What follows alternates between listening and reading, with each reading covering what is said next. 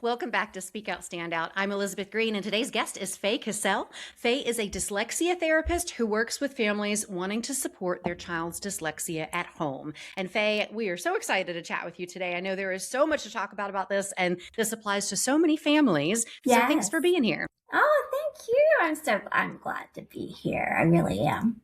So, one starter question: are you dyslexic, or do you work with dyslexic families, or both? Is it That's a good question. I myself am not dyslexic. I am neurodivergent. I have okay? ADHD, and I have a lot of qualities that dyslexic people have as far as when I'm speaking.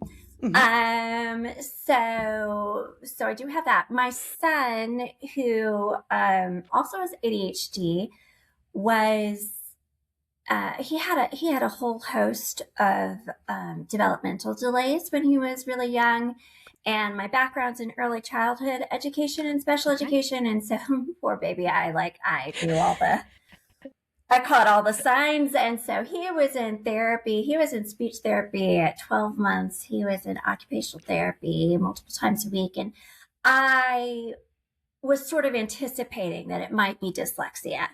And, I told my husband we're going to have to watch out because there's a really good chance that he has dyslexia or there's going to be some sort of reading issues. And so I sort of was already thinking and gearing up about becoming a dyslexia therapist. And then Mhm. sure enough, he hit kindergarten and he just was not, it was not clicking. So I sort of pulled from my special ed background to really do some multisensory work and to launch him. And then that really kicked me into high gear to working with to becoming a dyslexia therapist, and then working with tons of kids in public school and private practice with Gotcha. dyslexia. Yeah. Okay. All right. Well, and I have several questions about all of this, but my first one is, how common is dyslexia? Oh, that's a great question. So, dyslexia is estimated to be 1 out of 5. So, Wow. 15 to 20%. I will say that of that 1 out of 5, the estimate is that maybe only 5% of those actually get identified, or Oh, wow. 10%. So it's under identified. It's the most frequent learning disability.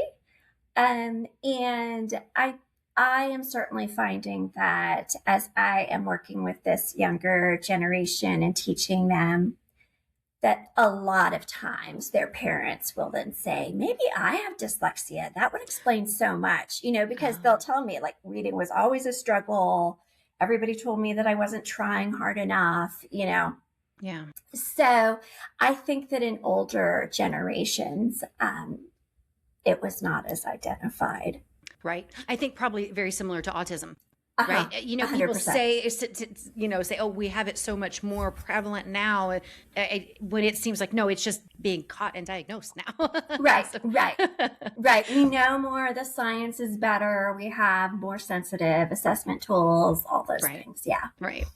Well, so you mentioned when your son was 12 months old, you were noticing things. So my son, who is now 17, he also has learning disability. They called it basically dyslexic dysgraphia.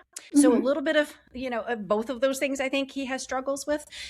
Incredibly intelligent, a great communicator, but struggled reading early on and handwriting and those things. And for us, I noticed and remember asking his first grade teacher if it could be that. And she was like, "Oh, no, no, we don't diagnose things like that till at least third grade. Just keep working with him at home." And ultimately, it went to fifth grade before he was diagnosed. And so that was 5 years of struggles in school, which absolutely impacted his perception of school. So Yeah. you're saying like that this can be diagnosed and recognized much earlier than that. Yes. So the science now tells us that with about 92% accuracy, dyslexia can be identified at age 5.5. They don't even have to be Wow. reading. So, because the impact is on the phonological processing system, And so it really is the putting together and splitting apart sounds. So you don't need to be reading in order for us to test you. Now, there is unfortunately a couple of things at play from what you described. One is that the colleges of education have not done a great job of teaching any educator who walks through the door kind of the signs of dyslexia and the science of it. So a lot of classroom teachers, people are trying to go back and sort of train them on what they're looking for, but that old idea of it'll kick in, they need to try harder, that kind of thing, is unfortunately still there. The other thing is, and this is inaccurate as well, but some even administrators, school personnel will say we don't test until third grade. That is also inaccurate and incorrect, and also not in alignment with IDEA. But and then of course parents who really have a hunch and also really trust the school, it just, there's a lot of misinformation. And what's unfortunate about that is, first of all, like you said, kind of the first thing to go is the self-confidence, the enjoyment of school. The social emotional impact can be really huge when you don't intervene quickly. The other thing is that the data now shows that if we intervene, if we start dyslexia intervention in first grade, kind of the first year that we catch it, there's a 90 to 95% chance of success, meaning that by the time that child is in third, fourth, fifth grade, you might not see the signals of dyslexia so much anymore, right? They would be at grade level and can maintain. Whereas if the diagnosis happens in third, fourth, fifth, it's diminishing returns. So by the time you're in fourth grade, the success rate drops to 40-45%. It's half. Wow. And it takes, let's see if I can remember this right, I want to say it takes 3 times as long, the intervention, 4 times as long. So it's in everybody's best interest to go in fast and furious at first grade or second grade, and there are a lot of advocates and people working out there. So I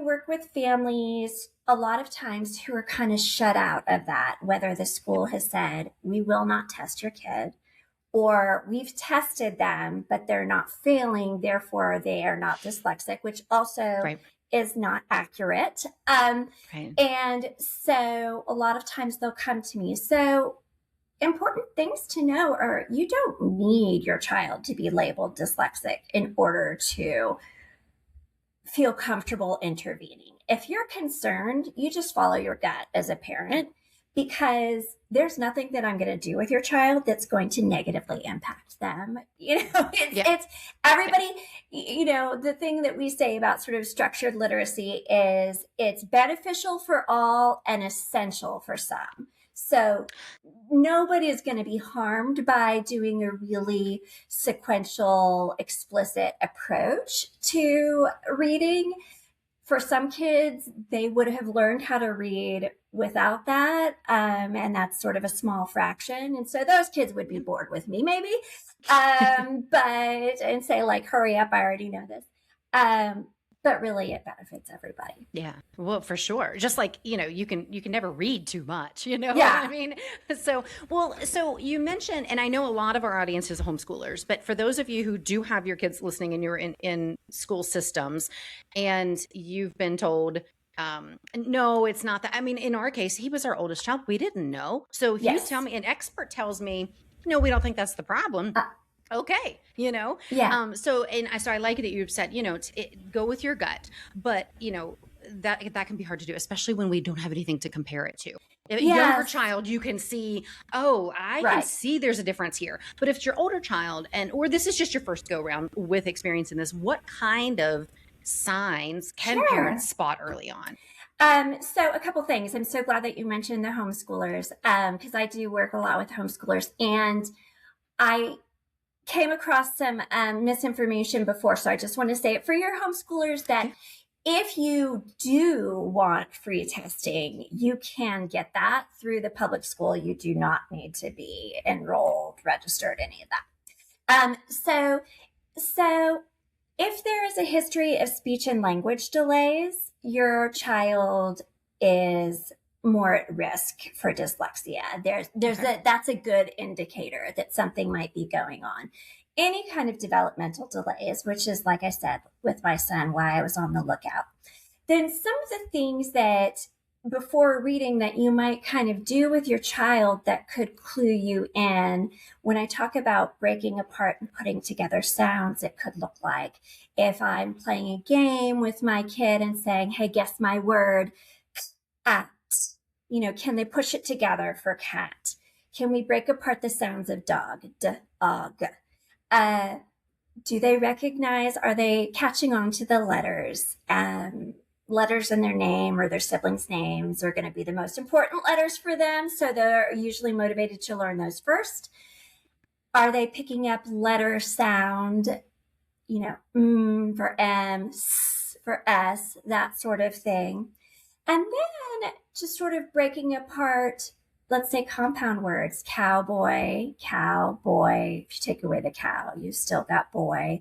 Then you can start playing with syllables and sounds. If they're not catching on with rhymes, that's a really good telltale. Okay. And so many children's books have rhyme and rhythm to them. So Yep. it's a higher skill to be able to generate your own rhyme, but certainly when you've modeled what rhyming is, and then you're reading a passage and you have cat and bat in there, which words rhyme, or say 3 words and pick out, the rhyme, or do these 2 words rhyme? I will work with 4th graders where I'll say, this word, do they rhyme? And they'll say, Oh, they're wow. Yeah. not certain. They'll kind of nod Yeah. and look at me. So that's a great indicator that you've got something going on. As they get older, you could say things like, let's say, bright, bright, take away the b, can they have right, switch out the sounds, that kind of stuff. But those are some really good early indicators that Okay. you want to get in there and start working on phonological awareness things. Okay. And so dyslexia is not just writing your letters backwards, right? No, that idea has really persisted. Some people with dyslexia do write words backwards, and another idea that persists is this idea that the letters move around. Yeah. That is an experience for some people with dyslexia, but it is not universal. Okay. When it was first being studied, people thought it was a vision issue. What it really is a processing issue. So I heard a great professional give an analogy of a computer. So for a person with dyslexia with a processing, any kind of processing issue, your hardware can be very sound, your hearing, your vision, your everything, but the software that's running has some glitches in it, so that you're maybe not picking up on the sounds and words and rhymes and that kind of thing. Now, for people who struggle to decode, if they hit a page with a lot of text on it, it can feel like the letters are jumping around, that sort of thing. But it's not rooted in the visual system. It's more in how the brain is processing the information that's coming Okay. in. And like people will say, well, with autism, or with dyslexia, you meet one person. With autism, you meet one person. Yeah. Everybody, it's a spectrum Yeah. of how people experience it. So there's not a universal, this is what it's like for you when you have dyslexia. Okay. No, that's great information. And I remember when we finally did get the diagnosis, that they were like, well, he's in this world of it, like dysgraphia was definitely one of the things they said. Mm-hmm. That they said maybe dyslexia too, but it was interesting because I couldn't understand at that point why they just couldn't say yes, this is what it is. But now that makes more sense to me. Right, yeah, because it's sort of a continuum. And dyslexia co-occurs about 30% of the time with ADHD. I will Hmm. say, in my personal experience, as a mom, but also as an educator, it it can look a lot like maybe that's ADHD. Right. And one thing that I just sort of tell parents is if it looks like ADHD, go ahead and test and make sure it's not dyslexia. Like go ahead Yeah. and see what you've got going on. And then if it's ADHD, you can make your choices about how you want to work with Yep. that. A lot of the multisensory and things will continue to apply and be useful, but it can really kind of mirror it. And then you have things like dysgraphia and other sort of related co-occurring things. And just I will say, I've most of the kids that I work with, if they haven't been identified as dysgraphia, there's some whiffs of it in there. Yeah. It's a Yeah. challenge. Yeah, yeah. And do you mind to briefly explain to what dysgraphia is for somebody who's hearing that Sure. for the first time? Because I know when we found out, that was the very first time we'd heard of it. And even to this day, some of his teachers have never heard of that. So can you just briefly explain Mm-hmm, what it is? mm-hmm. Yeah, dysgraphia is, I would say it's sort of like the dyslexia of writing. So it's very much about getting your words out on paper. There's a fine motor component that you'll see the handwriting might be all over the page and can be very illegible or struggle forming the letters. So there's that physical piece. Then it's just also a real challenge stringing together a written sentence, right? Composing your thoughts. So some occupational therapists are really good supports for dysgraphia. Regardless, any kid with dyslexia, you want to do a really strong handwriting intervention because um, having fluid handwriting, and I know now all over the news, people are sort of talking about let's get rid of these computers and get back to Yeah. pencil and paper. And, Yeah. I'm on the sidelines like, thank you. Because it actually, when kids can write really fluidly, it brings down the cognitive load. So like they're able to get their Okay. ideas out much more quickly and they're not having to try to hang on to everything that they want to say while trying to get their hand to Yeah. cooperate with getting it out. Um, so for kids with dysgraphia and kids with dyslexia, certainly kind of when they're in that later second grade age, so kind of 8.5, 8. I really like to do cursive with them because you're not lifting and moving the pencil around Yeah. the page. So it's a much more fluid, faster way to write.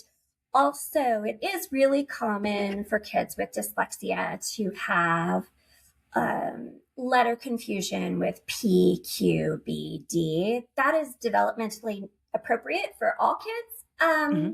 It usually goes away at kind of 7.5, but if it's hanging in there, then that's a sign that you might want to pay close attention and see.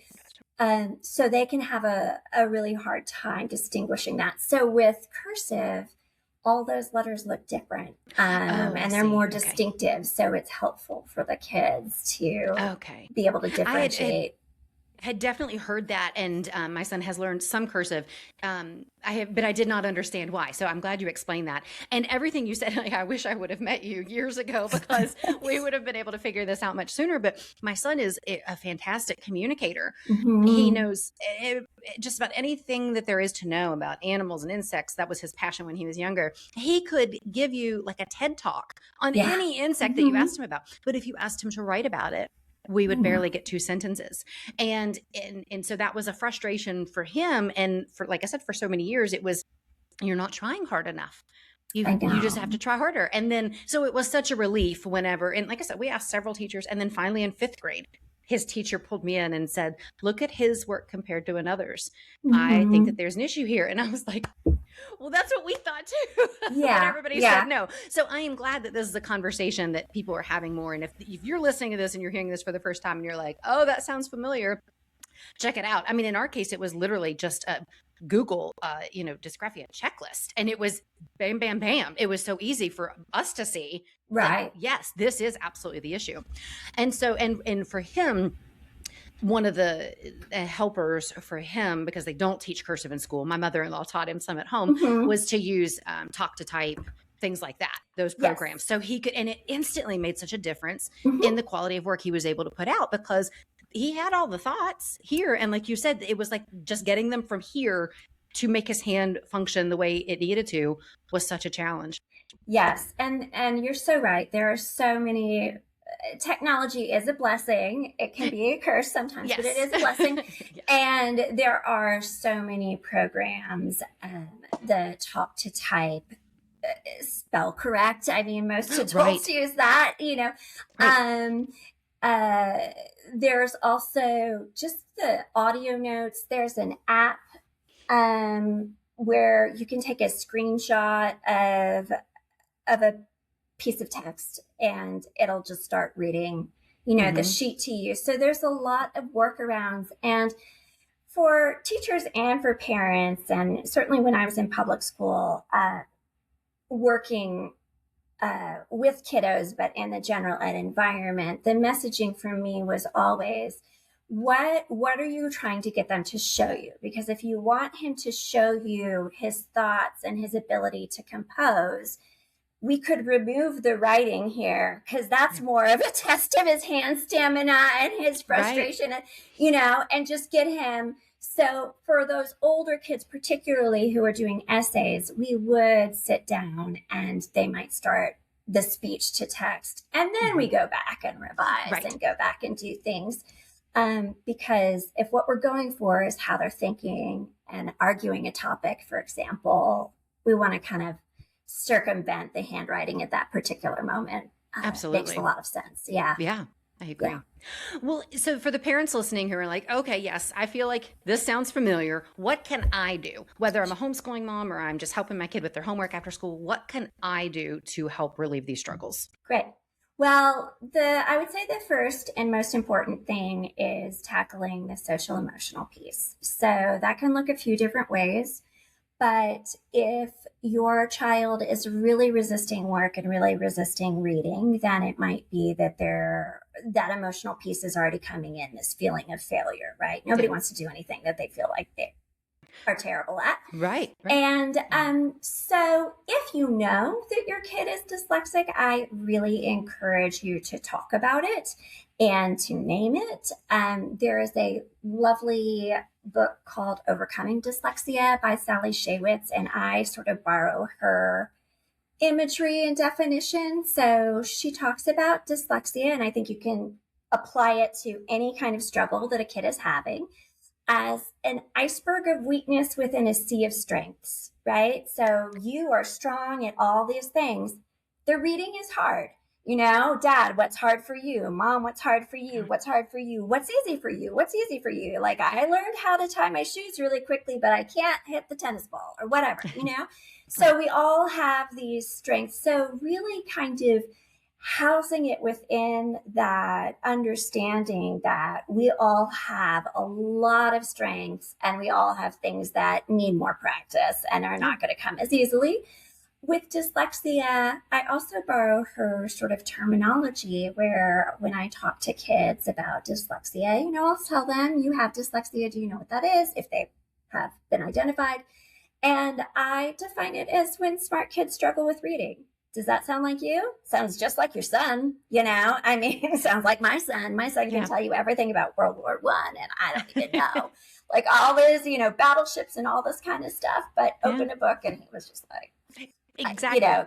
couldn't crack the code. So I think that framing it that way, and then also talking about how this is something that happens. It's natural.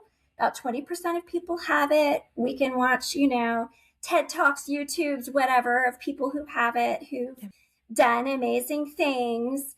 We've had about 5 presidents that had dyslexia. We've got leaders of industry, Steven Spielberg, you name it, they've done it. So I think that, in fact, a lot of adults and older people with dyslexia will credit their dyslexia as giving them their work ethic.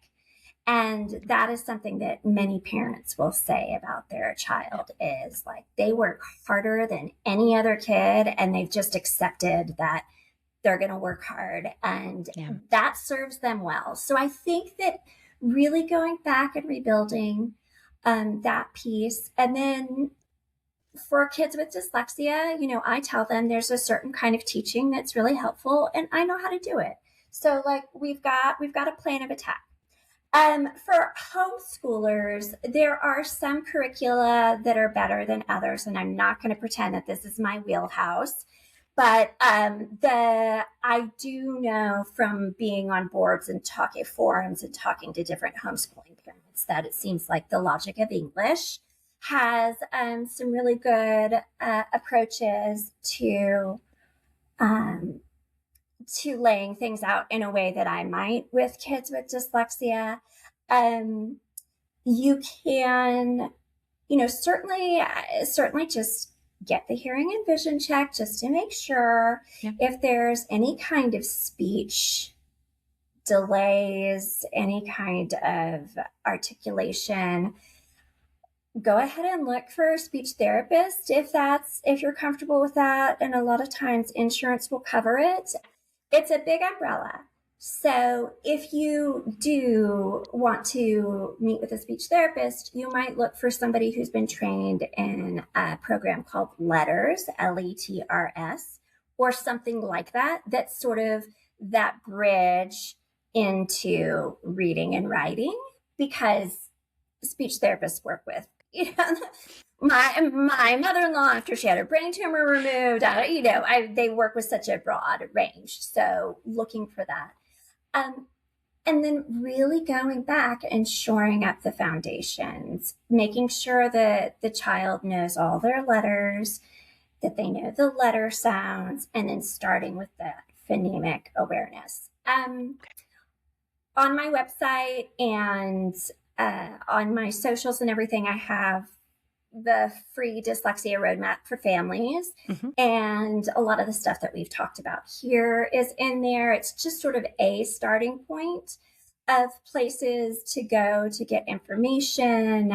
If you do want to get tested, that kind of stuff. And there are home programs. So a lot of homeschooling families will use Barton, reading and spelling, which was developed by dyslexia and an OT teacher, dyslexia teacher. And that is designed for the parents to do at home. It's very affordable. It is reading and spelling, so it's not as robust. So you want to supplement, but that's a good one. I am launching a home program as well that's even more economical than Barton. And again, where I'm teaching the parents, and they can also opt into coaching calls and that sort of stuff.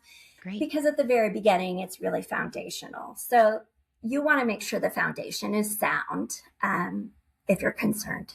All right. Well, Faye, this has been extremely helpful, and we will link to your free roadmap and all your socials and all that. So anybody who's listening who wants to learn more, it'll be easy to access. But before we go, Faye, is there anything else that we didn't talk about that you'd like to share with our audience? I just to say it again, like a broken record, I just trust your gut. If you feel like something's not here, it's always, even if you suspect it's something else, then just go forward to rule out that something else. I think it will help you. It will help you and empower you as your child's first teacher or only teacher, to just feel like you have a lay of the land. And then secondly, if your child does have dyslexia or some sort of reading struggles, I really encourage parents to, and you can Google kind of oral reading fluency and phonics assessments. But I really encourage them to get their own sort of baseline understanding of what their kids know and where their struggles are, so that you can make sure they're going in the right direction, and that they're going on and on and on and up from there. Yeah. Well, and like you said too, the sooner the better. And even if Yes. you find out, no, it's not this at all. Okay, great. So now you can look at a different avenue, just because, you don't want them to struggle Right. for so many years. It just, like you said, it just affects them so much socially and emotionally. And So the sooner. yes. And I will say the other thing, sorry, Yeah, no. keep myself while I'm trying. I will say, when you're using a really solid phonics program, and when I meet kids who are at schools or whose homeschool has just a really solid phonics program, sometimes you won't see the cracks until third grade or so. Or if your Okay. kid is really cognitively precocious, because those kids are able to mask really well, and it only really starts to peek through at third grade, when they just can't memorize the words anymore, Gotcha. or they're moving away from the high frequency words, or now there are so many more kind of content, second, tier two, what we would call vocabulary, that they can't decode. So I would say that's another point where, if you feel like everything's been going great and then it's not, before you sort of fall back on a feeling of like they've stopped trying, just make Right. sure that something else isn't going on. Yeah. Faye, this has been a tremendous conversation. I have learned so much from you. Even though we have personal experience with this, I've learned so much, and appreciate you coming on to chat about this. And, our whole goal here is to build confidence and communication skills, and this falls directly in line with that. So, again, we will link to everything. So if you're listening or watching, the links are going to be like above or below, wherever you're at, and you'll be able to get Faye's free roadmap, check out more of her programs, and reach out if you have any questions. So, Faye, Yes. thank you for being Thank here. you so And much. and thanks for listening.